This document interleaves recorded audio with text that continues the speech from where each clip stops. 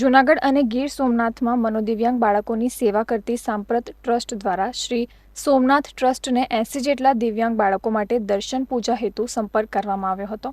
ત્યારે આ તમામ મનોદિવ્યાંગ મહેમાનોને સોમનાથ ટ્રસ્ટ દ્વારા સર્વોચ્ચ પ્રાથમિકતા આપીને તેમનું અદકેરું સ્વાગત કરવામાં આવ્યું હતું। સાથે જ તેઓને ટ્રસ્ટની દિવ્યાંગ ફ્રેન્ડલી સુવિધાઓ અંતર્ગત ઇલેક્ટ્રિક ગોલ્ફ કાર્ટમાં મંદિરમાં લવાયા હતા। તમામને વિશેષ વ્યવસ્થા અનુસાર સોમનાથ મહાદેવના શાંતિપૂર્વક દર્શન કરાવવામાં આવ્યા હતા।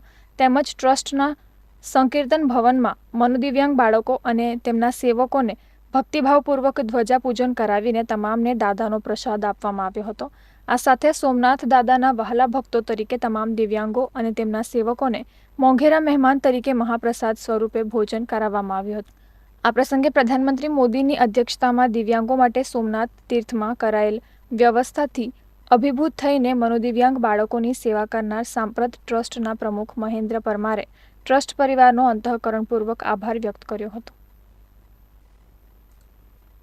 પણ જે પીએમ મોદી સાહેબની જે એક લાગણી છે દિવ્યાંગો પ્રત્યે, દિવ્યાંગોનું એક અલગ નામ આપેલું છે, મોદી સાહેબના જે એક અભિગમ છે એમાં આ સોમનાથ ટ્રસ્ટમાં ખરેખર સારા કાર્યો થાય છે।